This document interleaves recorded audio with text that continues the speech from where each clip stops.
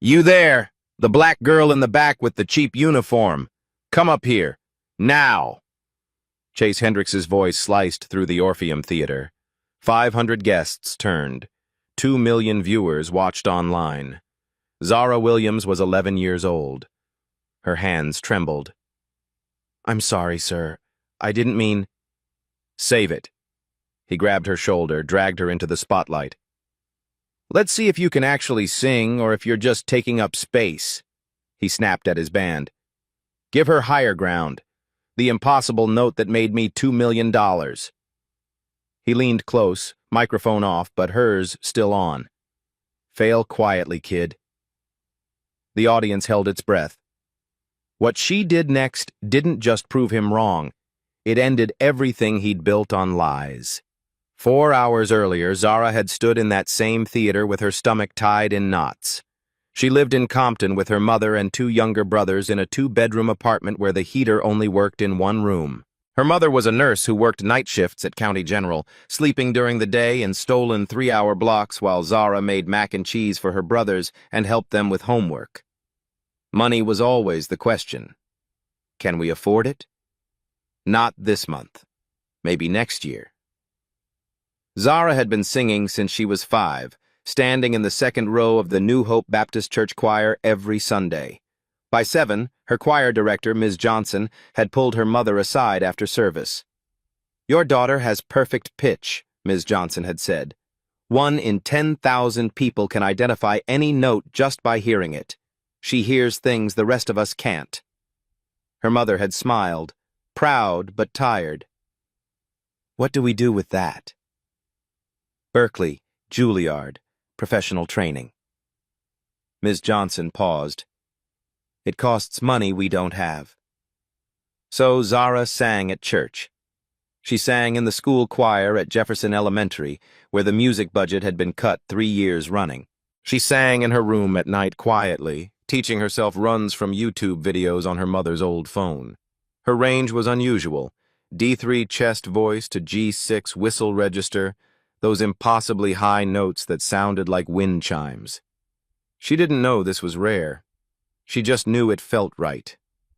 When the letter came saying Jefferson Elementary had been selected for Chase Hendricks's charity gala, the whole school erupted. 20 choir students would perform as background vocals, real stage, television. Zara's mother bought her a new white blouse from the discount store, tags still attached until that morning in case they needed to return it. Chase Hendricks was famous for these galas, one every year in a different city, raising money for underprivileged schools, posing for photos with kids who looked like they needed saving. The press called him generous. His brand was built on being the voice of a generation. 4 platinum albums, 2 Grammys, endorsement deals with Pepsi and Nike. And at the center was that signature note, the whistle register C6 at the end of higher ground that no one else could hit. Except during sound check that afternoon, Zara had heard something that didn't make sense. The choir had been waiting backstage, instructed to stay quiet while Chase rehearsed. Zara had wandered near the wings, curious, wanting to see the stage. And she'd heard him attempt the bridge of higher ground.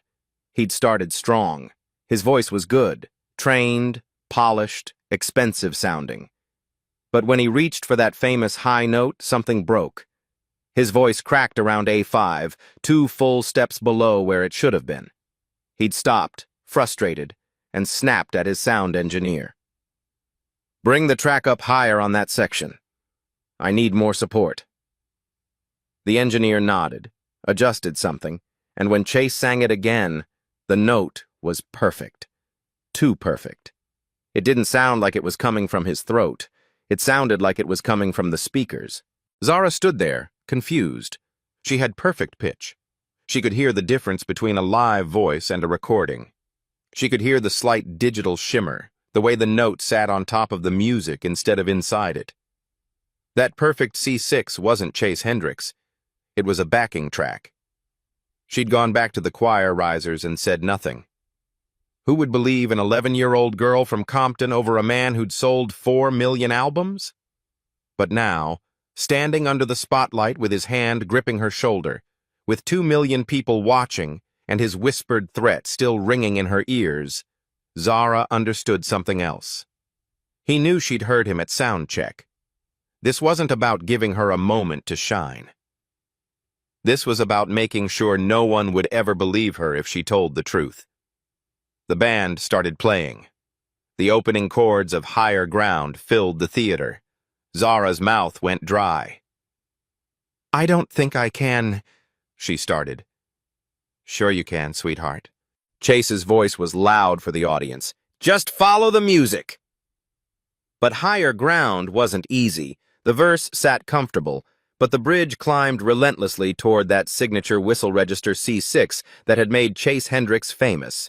The note Zara now knew he couldn't actually sing. Chase stepped back, giving her room to fail. "Whenever you're ready," he said. Zara took a breath. Her grandmother's voice echoed from that morning. "Baby, if someone tries to make you small, you stand tall." She opened her mouth to sing, but stopped. "Mr. Hendricks?"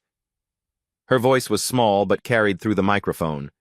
Chase's smile tightened. "Yes? Can you turn off the backing track, please?" The theater went silent. Chase blinked. "What?" "The backing track. Can you turn it off? I want to sing it for real." Confused murmurs rippled through the audience. Chase's smile froze. "The backing track is part of the arrangement, sweetheart." "But you sang it without the track at sound check," Zara said. Her heart pounded. "You sang it alone." The murmur grew louder. Chase's jaw tightened. "Sound check is different from performance." "Then can you sing it first? Show me how, without the track?" The question hung in the air. Chase stared at her. The audience stared. The cameras zoomed in. "Excuse me?" "I want to learn from you," Zara said, her voice still respectful but firm. "Sing it without the backing track so I can hear how you do it." 3 seconds of silence. Then Chase laughed. Sharp. "You want me to audition for you?" "No, sir. I just want to see if you can actually hit the note." The theater erupted. Gasps, scattered laughs. Chase's face flushed red. "Of course I can hit the note. I've been hitting it for 15 years. "Then show me." Chase's mouth opened, closed, his hand flexed. "Fine," he said through his teeth. "You want a demonstration?" He turned to his sound engineer. "Kill the backing track. All of it." The engineer hesitated. "Do it." The engineer pressed a button. The music thinned. Exposed. Chase raised his microphone and began to sing. Chase's voice filled the theater, strong at first. Confidence. He moved through the verse with ease, his years of training evident in every controlled breath, every smooth transition. The audience relaxed slightly.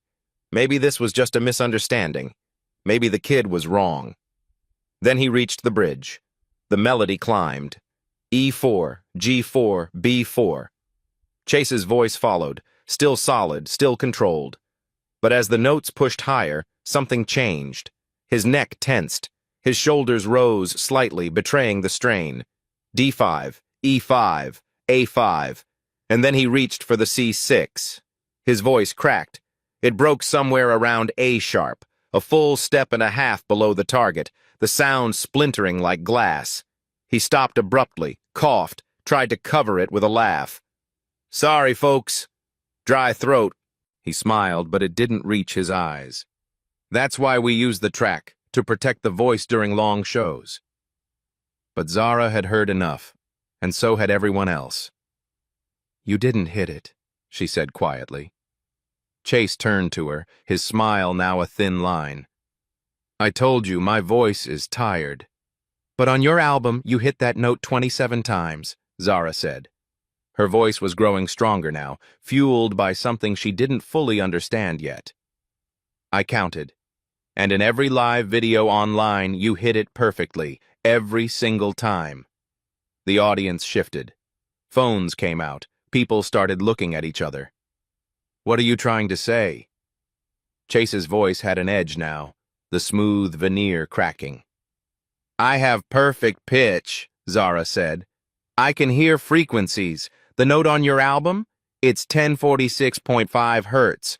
That's C6. But what you just sang was 932 hertz. That's A-sharp 5.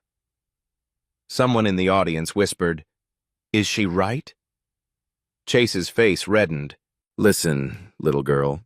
And the voice on the album, Zara continued, her words tumbling out now, unstoppable. It doesn't sound like you. It's a woman's voice. I looked up your album credits. It says, Sophia Mitchell, additional vocals. The theater exploded in whispers. Chase stepped toward her, no longer smiling. You need to stop talking, right now. Why? Zara asked. And for the first time since she'd been dragged onto that stage, she felt something other than fear. Because I'm telling the truth? Because you're 11 years old, and you don't know what you're talking about. I know what I heard at sound check. I know what I'm hearing now. Zara looked out at the audience, at the cameras, at the 2 million people watching. That note isn't yours. You've been lip-syncing it. For 15 years. Chase's hand shot out and grabbed her arm. Not hard enough to hurt, but hard enough to control. We're done here. But before he could pull her off stage, a voice came from the wings. Actually, she's right. Everyone turned. A man stepped into the light, Chase's sound engineer, the one who'd been running the board all night. His face was pale but determined. I've been your engineer for 5 years, Chase. Every single show I've played that backing track. You've never sung that note live, not once. The theater went completely silent. Chase's grip on Zara's arm loosened. He stared at his engineer like the man had just driven a knife into his back. You're fired, Chase whispered. I know, the engineer said. But she's 11 years old, and she's braver than I've been for 5 years. The silence in the theater was absolute. 500 people held their breath. 2 million watched online. Chase Hendricks stood frozen. His sound engineer had just destroyed him in front of the world. This is ridiculous, Chase said, his voice shaking. You're going to believe some kid over me? I have 2 Grammys. I've sold 4 million albums. Then prove her wrong, someone shouted from the audience. Sing the note. Chase's face went from red to white. I just did. No, you didn't. You cracked. We all heard it. The crowd was turning. Chase looked at Zara, standing there in her discount store blouse and something ugly twisted in his chest. Fine, he said. You think you're so smart? You sing it. Right now. No preparation, no warm-up, no second chances. Zara's hands trembled. This was the moment where she either proved herself or became exactly what Chase said she was. Ms. Johnson's voice carried from the choir section. You can do this, baby. Sing like you do at church. Zara closed her eyes, took a breath, felt the air fill her lungs, felt her diaphragm expand, felt every lesson she'd learned in that small Baptist church settle into her bones. She opened her eyes and nodded to the band. They started again. The intro to Higher Ground for the second time that night, but everything was different now. Zara began to sing. Her voice started soft, almost tentative. The first verse was low, comfortable, well within her range. She focused on the words, on the story the song was telling. Some people in the audience exchanged glances. She was good, sure, but nothing special yet. Then she reached the pre-chorus. Her voice opened up, gaining power without losing control. There was something raw and honest in her tone that hadn't been there in Chase's polished performance. She wasn't performing. She was testifying. The verse climbed higher. D5, E5, F5. Her voice followed effortlessly, each note pure and clear, no strain visible. Chase shifted his weight. His jaw tightened. The bridge approached. This was where he'd failed. Zara didn't hesitate. She shifted registers smoothly, moving from chest voice to head voice without a break. G5, A5, B5. The audience sat up straighter, and then she reached for the C6. It came out clean. No crack, no strain, no trick. Just a pure, sustained whistle register note that rang through the theater like a bell. She held it for 4 seconds, and the sound was crystalline. Perfect. Impossible. Someone in the front row gasped, but Zara wasn't done. She took the note higher.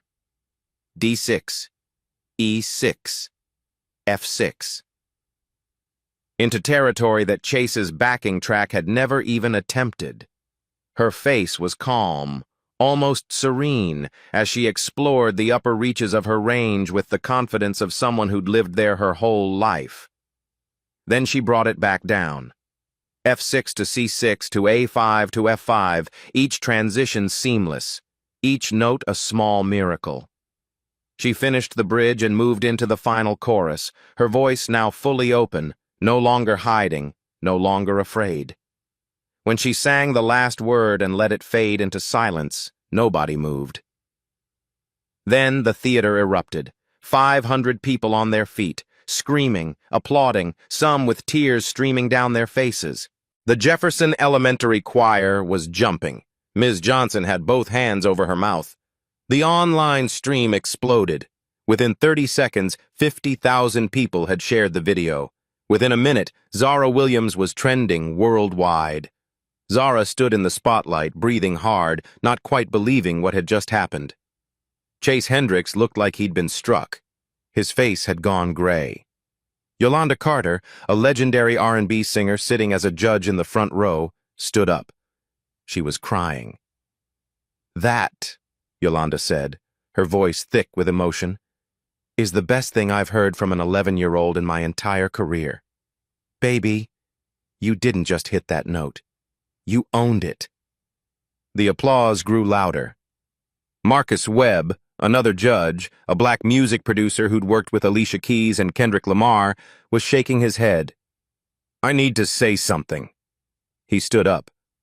"I've been in this industry for 30 years, and what we just witnessed was an 11-year-old child singing a note that the man who made it famous can't actually hit." The audience went quiet, the weight of his words settling over them. Marcus turned to the crowd.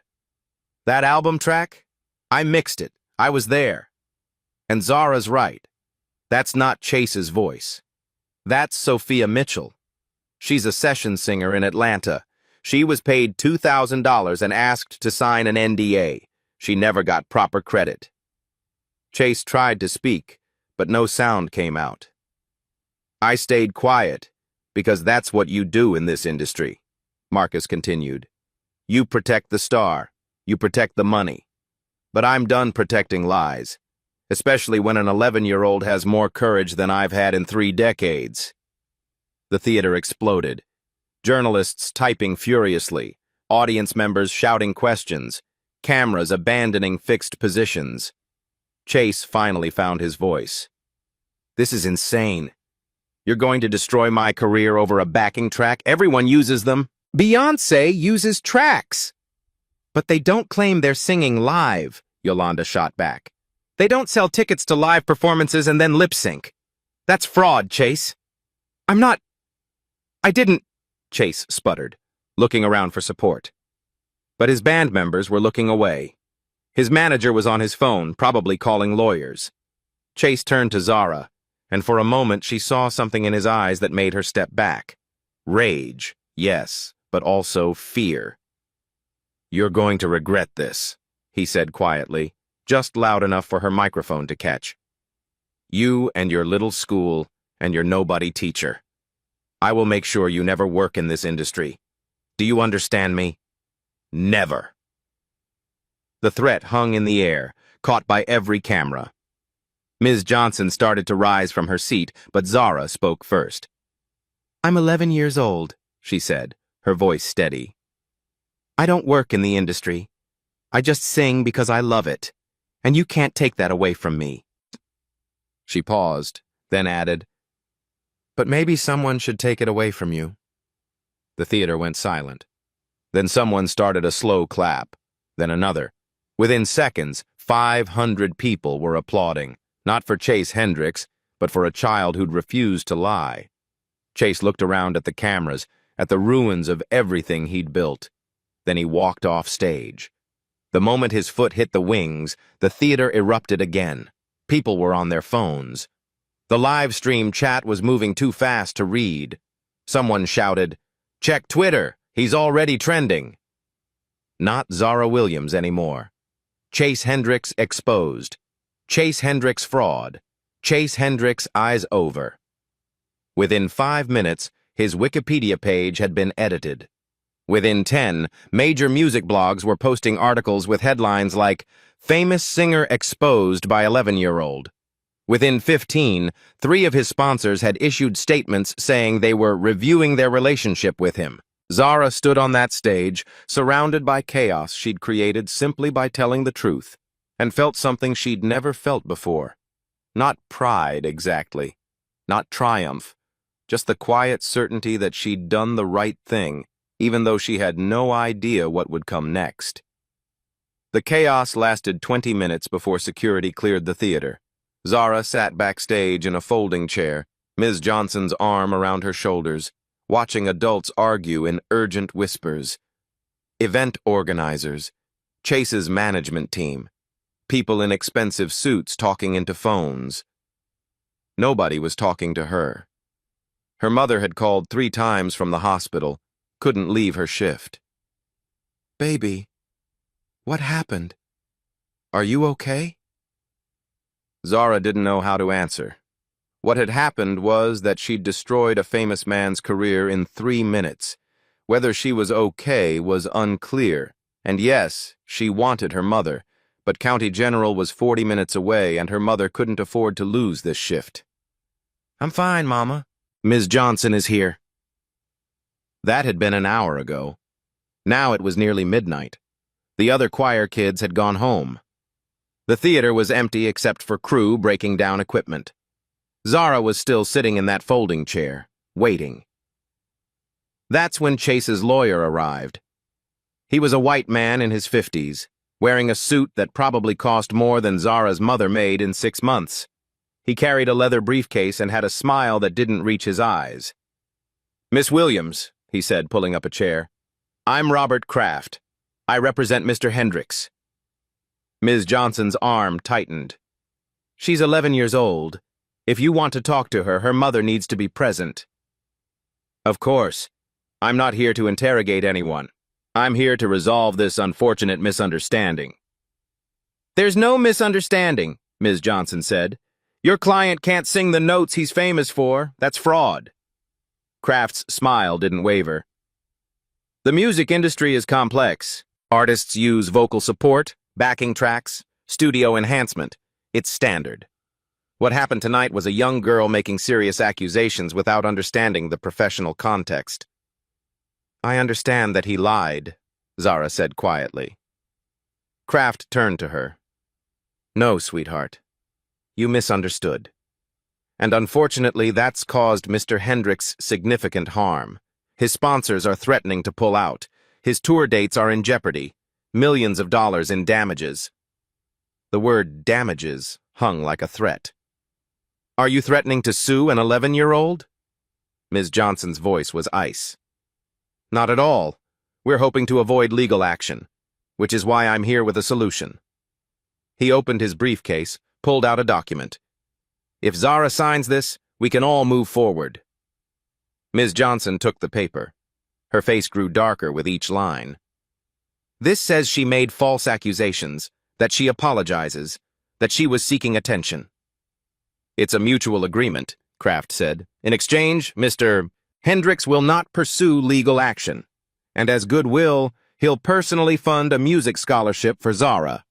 $50,000. Full ride to any program she wants." Zara's breath caught.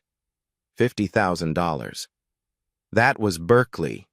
That was Juilliard. That was everything she'd dreamed of. "And if she doesn't sign?" Ms. Johnson asked. Kraft's smile faded. Then Mr. Hendricks will pursue defamation charges against Zara, against Jefferson Elementary, against you, Ms. Johnson, for failing to supervise." He paused. "The school district has been notified that Mr. Hendricks's donation, $500,000 for your music program, is now in jeopardy." Ms. Johnson's hand trembled on Zara's shoulder. "So, let me be clear," Kraft continued. "Sign this, accept the scholarship, everyone moves on, or refuse, and watch your school lose funding while your family drowns in legal fees they can't afford." He looked at Zara. "What happens next is up to you."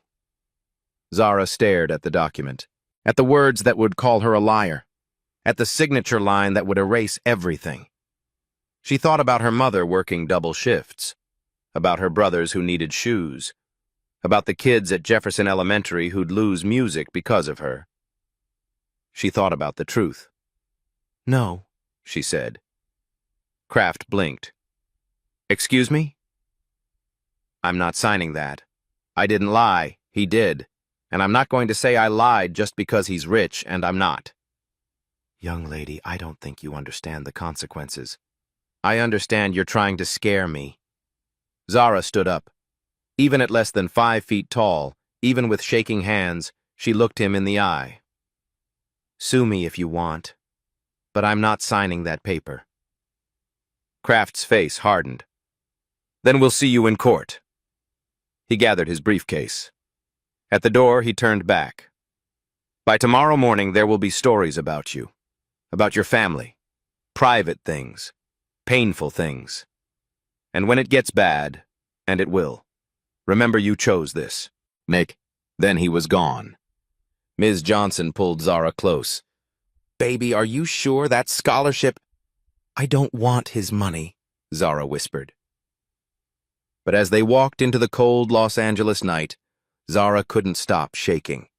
She'd just refused $50,000 and threatened her school's funding. She'd made an enemy of one of the most powerful men in music. And she had no idea if telling the truth had been worth what it was about to cost. Zara woke up to her phone buzzing like angry bees. 6 in the morning, 3 hours of sleep. Her mother sat at their tiny kitchen table with her laptop open, face pale. "Mama? Baby, don't go online today. Don't look at—" But Zara had already picked up her phone. The screen was full of notifications. Thousands. She opened Twitter. The first thing she saw was a photo of their apartment building. The peeling paint visible, the broken security gate, trash bins overflowing. The caption, "This is where Zara Williams lives. While she accuses Chase Hendricks of fraud, she's clearly desperate for a way out of poverty." Her hands went numb. The next post was her mother's work schedule, somehow obtained. Her mother barely makes $30,000 a year. Of course, the daughter is looking for a payday. Then photos from school yearbooks. Someone had circled the free lunch stamp on her tray. Government assistance her whole life. This was never about the truth. It's about money. The comments were brutal. "Ungrateful kid. She should be thanking Chase." This is what happens when you give these people opportunities. These people.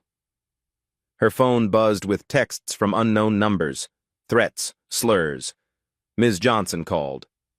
"Don't come to school. The principal wants to meet. There are reporters outside." Reporters. Because of her. Zara felt like she was drowning. But then, at 7:15 a.m., something changed. A woman named Sophia Mitchell posted a video. She was in her 30s, black, sitting in a recording studio with gold records behind her. "My name is Sophia Mitchell. I'm a session singer. And I'm the voice Chase Hendricks has been selling as his own for 15 years. Zara's mother grabbed her hand. "That little girl told the truth last night. I sang the whistle register notes on Higher Ground and 4 other songs. I was paid $2,000 per song and asked to sign an NDA. Sophia held up a document. "This is my contract. This is proof. And I'm done staying silent while a child gets attacked for exposing what I was too afraid to expose." The video had been posted 8 minutes ago. Already 50,000 views. Within an hour, 2 million. Within 3 hours, 7 more session singers came forward, each with contracts, each with recordings, each confirming what Zara had said. By noon, the narrative had flipped. Chase Hendricks Exposed was trending with proof, not speculation. Zara sat on her worn couch, watching the internet tear apart the man who'd tried to destroy her. She wasn't alone anymore. Chase Hendricks wasn't going down quietly. By that afternoon, his legal team had filed a $10 million defamation lawsuit, not just against Zara, against Sophia Mitchell, against Marcus Webb, the producer who'd spoken up at the gala, against Jefferson Elementary School for allowing a minor to make false public accusations. $10 million. Zara's mother stared at the legal document that had been hand-delivered to their apartment at 3 p.m. Her hands shook so badly she could barely hold the paper. "We don't have money for a lawyer," she whispered. "We don't have money for anything." The lawsuit was strategic, designed not to win, but to terrify. Chase's team knew that even if they lost, the legal fees alone would bankrupt everyone involved. It was a weapon, and they were wielding it with precision. But the counterattack went deeper than lawsuits. By 4 p.m., gossip sites were running coordinated stories. Sources close to the Williams family claimed that Zara's mother had pushed her daughter to confront Chase, that the whole thing had been planned to extort money. One article included quotes from former neighbors saying the family was known for playing victim and looking for handouts. None of it was true. All of it was published. By 5 p.m., Zara's school was under siege. Not just reporters now, but angry Chase Hendricks fans, teenagers and adults standing outside Jefferson Elementary with signs. Liars. Frauds. Leave Chase alone. The principal called an emergency meeting. Zara and her mother sat across from him in his office, and he looked like he'd aged 10 years overnight.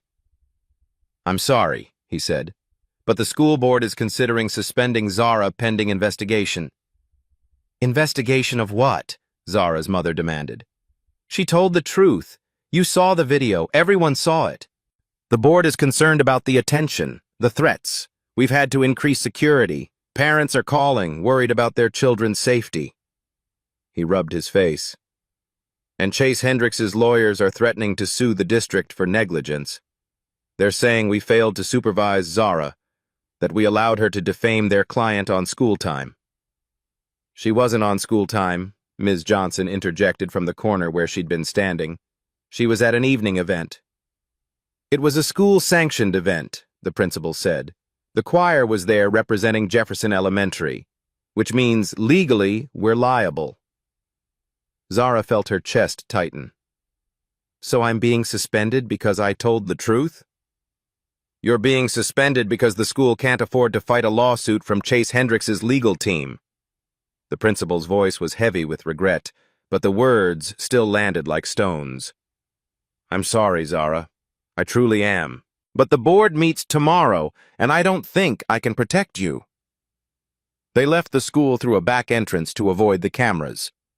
At home, the apartment phone wouldn't stop ringing. Reporters, threats.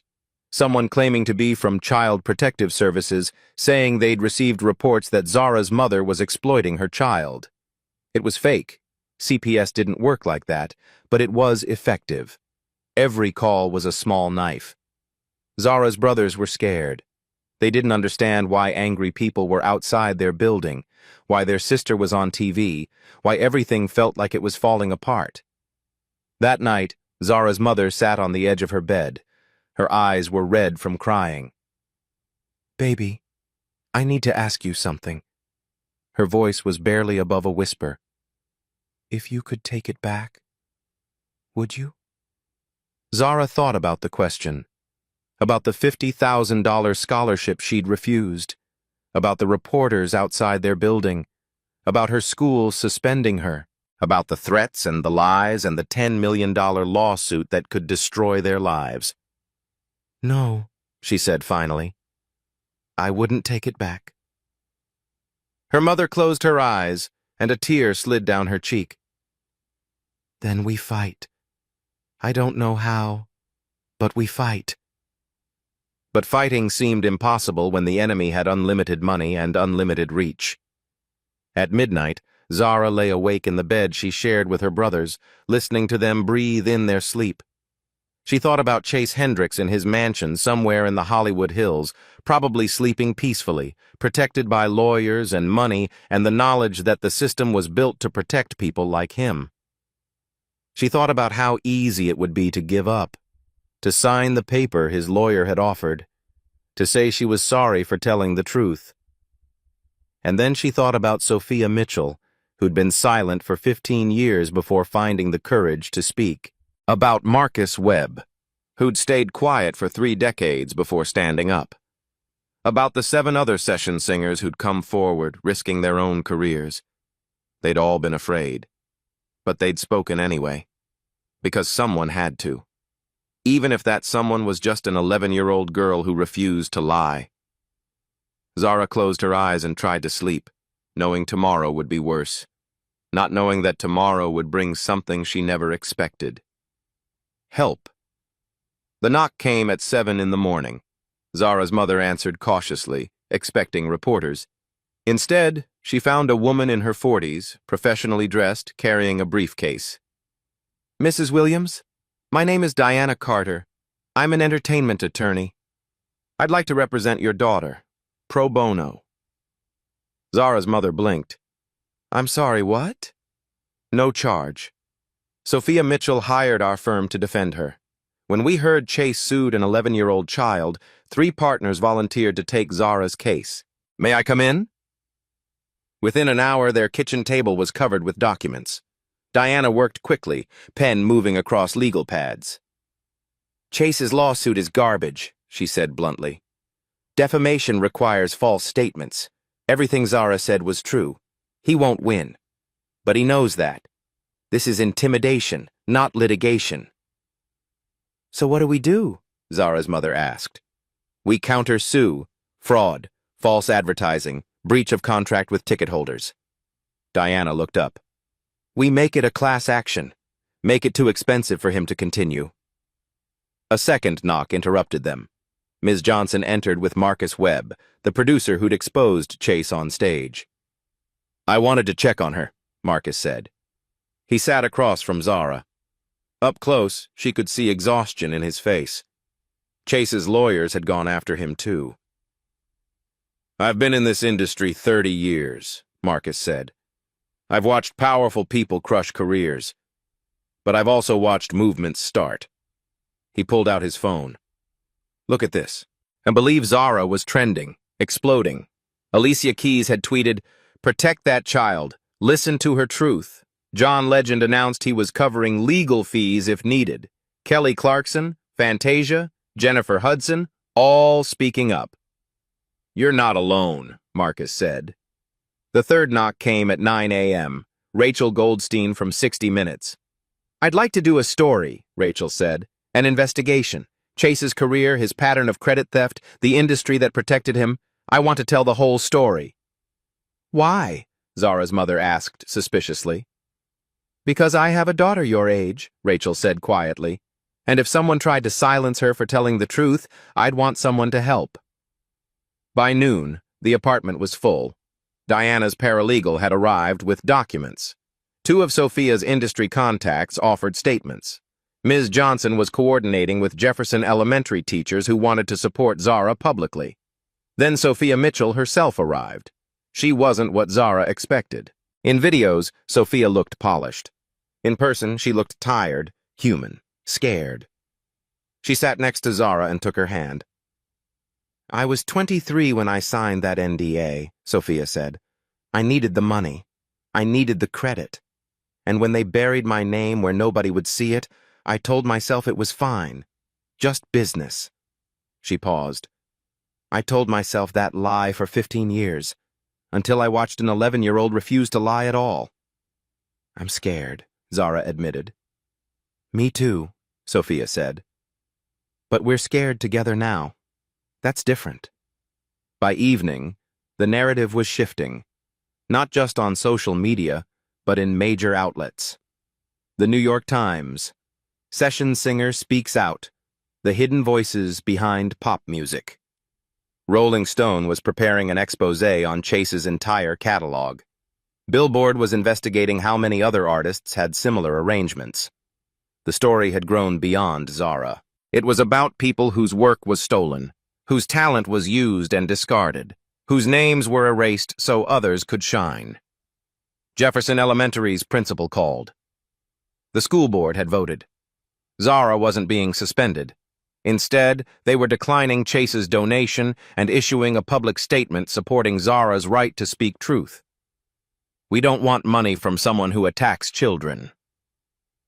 That night, a GoFundMe appeared. Not from Zara's family, from parents at Jefferson Elementary, from community members, from strangers who'd seen the videos. The goal was $50,000 to replace Chase's donation. It raised $300,000 in 6 hours. Zara sat on her couch, watching donations scroll past, reading messages from people she'd never met. Teachers, musicians, parents, kids her age who said she'd inspired them. Her mother read from her phone, voice thick. "I'm a session musician in Nashville. I've had my work stolen for 20 years. Watching Zara gave me courage to demand proper credit. Thank you, brave girl." Marcus had been right. This was bigger than one lawsuit, one career, one scared child. This was a movement. And Zara Williams, 11 years old, 4 feet 7 inches tall, was at its center. Not because she'd wanted attention or money or fame, but because she'd done the simplest, hardest thing in the world. She'd refused to lie. The courtroom was smaller than Zara had imagined. Los Angeles Superior Court, Department 23, with wood-paneled walls and fluorescent lights that hummed. 30 people filled the gallery, reporters mostly, and supporters who'd lined up at dawn. Chase Hendricks sat at the plaintiff's table with 5 lawyers in expensive suits. He wore a navy blazer and an expression of wounded dignity. Zara sat at the defense table between her mother and Diana Carter. Her legs dangled from the chair, not quite reaching the floor. She wore the same white blouse from the gala, the nicest thing she owned. This wasn't the full trial. This was a preliminary hearing on Chase's motion for an injunction to stop Zara, Sophia, and Marcus from making more defamatory statements. Judge Patricia Moreno entered. Latina woman, 60s, 20 years on the bench. She looked at Chase's team, then at Zara, and something flickered across her face. "Mr. Kraft," she said to Chase's attorney, "you're seeking an injunction against an 11-year-old child?" "Your Honor, the defendant's age doesn't negate the harm caused by her false statements." "Were they false?" Judge Moreno interrupted. "That's the question." "The statements were made with malicious intent to destroy my client's reputation." "The statements were made in response to your client publicly humiliating her on stage." Diana Carter stood. "Your Honor, if I may." Judge Moreno nodded. Diana approached with a tablet. "I'd like to enter footage from the charity gala, unedited." Bow. The courtroom watched Chase drag Zara onto stage, watched him whisper, "Don't embarrass yourself, kid," into a live microphone, watched him fail to hit the note. When it ended, silence. "Your Honor," Diana continued, "the plaintiff didn't summon this child because she lied. He summoned her because she told the truth, and it cost him money. That's not defamation. That's the consequence." Judge Moreno turned to Kraft. "Do you have evidence that Miss Williams's statements were false?" "Your Honor, the music industry commonly uses vocal enhancement." "That's not what I asked. Did she lie? Yes or no?" Kraft shifted. "The characterization of my client's use of standard practices as fraud is defamatory. Yes or no, Counselor?" Silence stretched. "We believe the context was misleading," Kraft finally said. "So no." Judge Moreno made a note.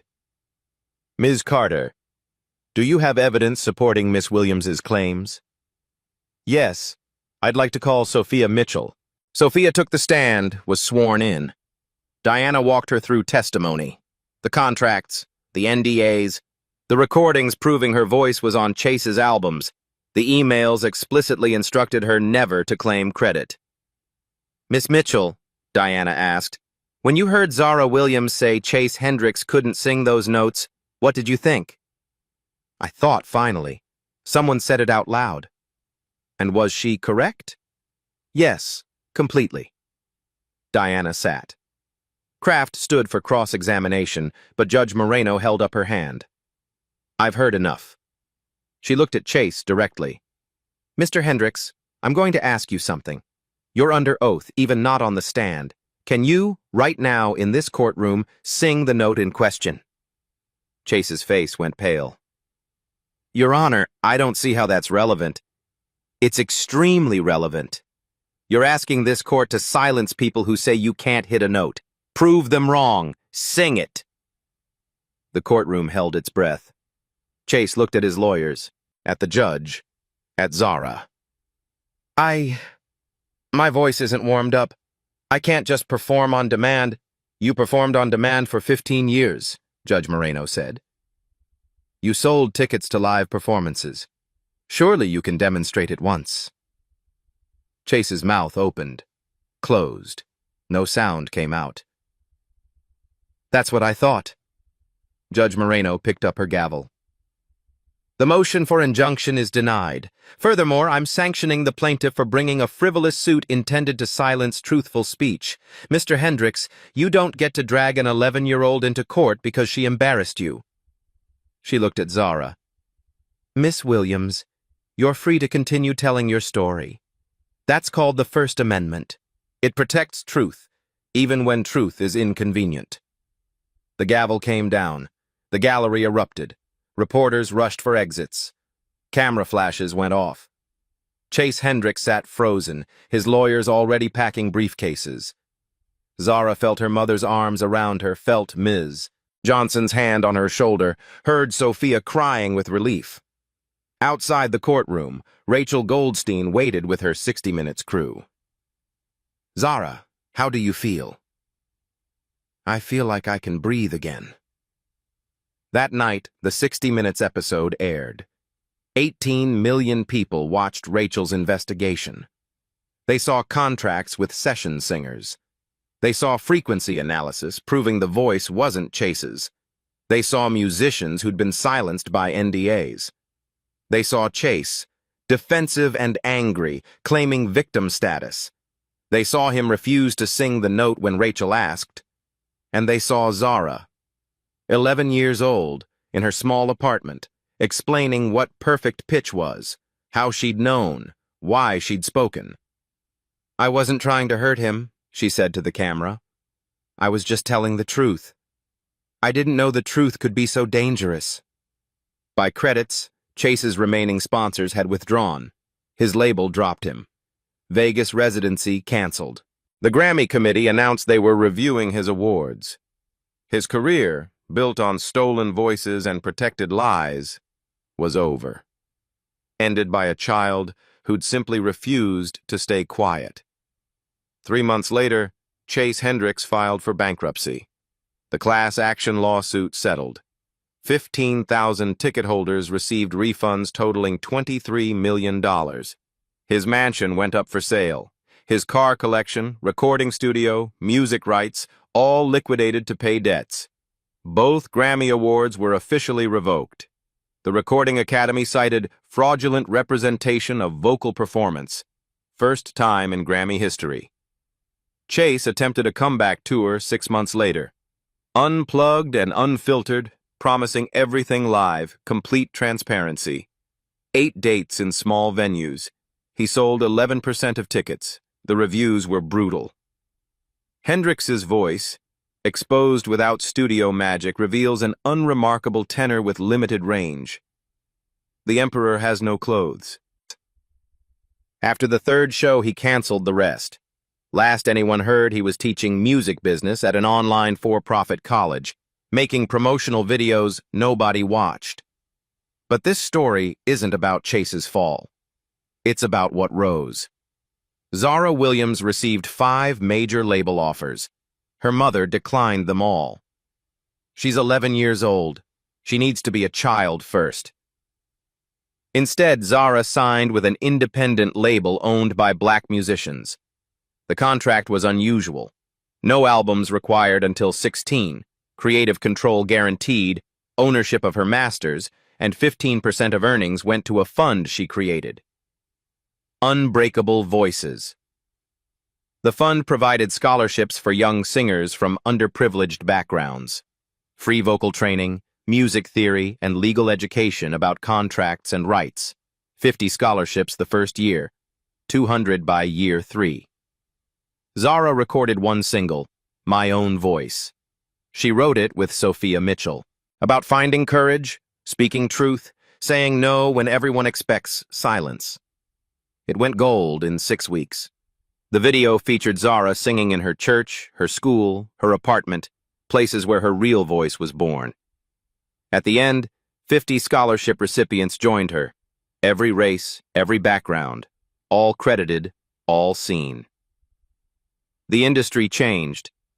California passed Assembly Bill 2847, Zara's Law, required disclosure when live performances used pre-recorded vocals.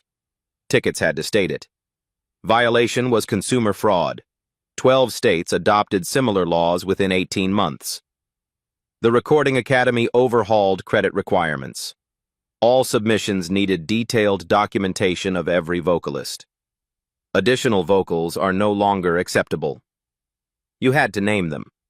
Spotify and Apple Music added credits tabs to every song. Session musicians invisible for decades suddenly had names attached to their work. A session musicians union formed. 2,000 members in the first year. They negotiated minimum standards, proper credit, royalty participation, legal protection.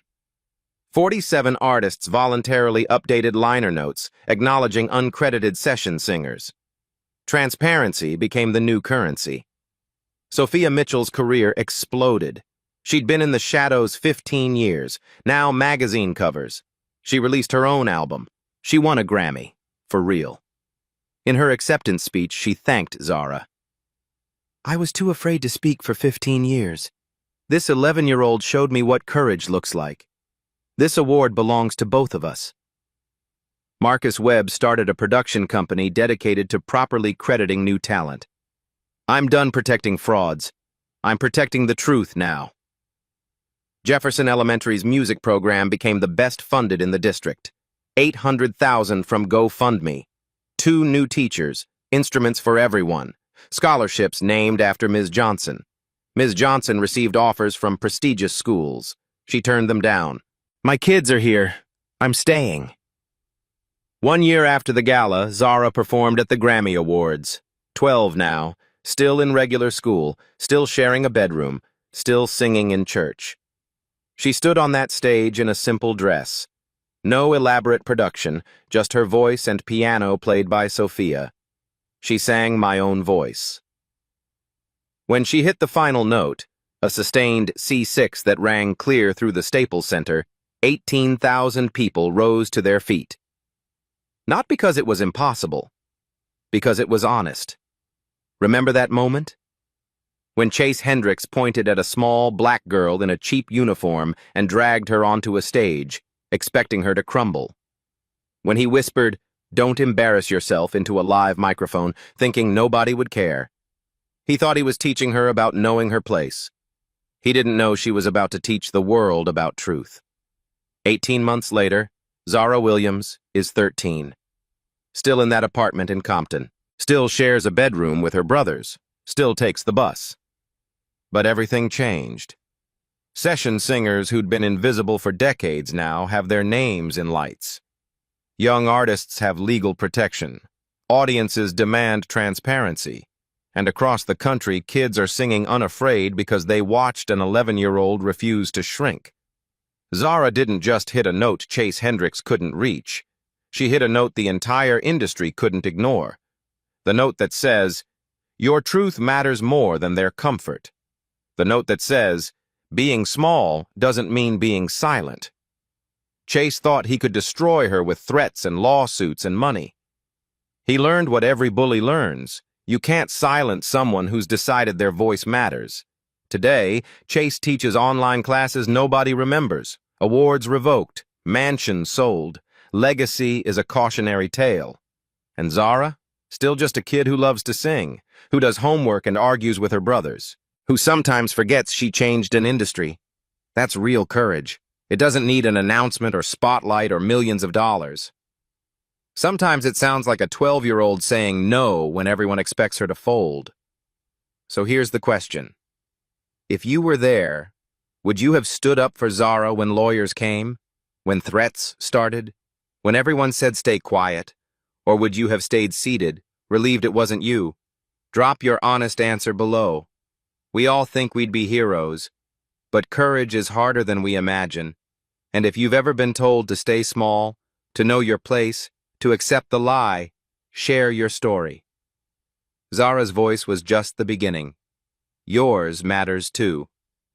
Go back to minute 14. Watch Chase's lawyer realize he's losing. Watch his face when the judge asks Chase to sing. There's a micro-expression, pure panic, 0.8 seconds. Once you see it, you can't unsee it. If this story reminded you why truth matters, share it. If it made you think about your own voice, subscribe. The world doesn't need more people who stay silent to stay safe. It needs more Zaras. Maybe that's you.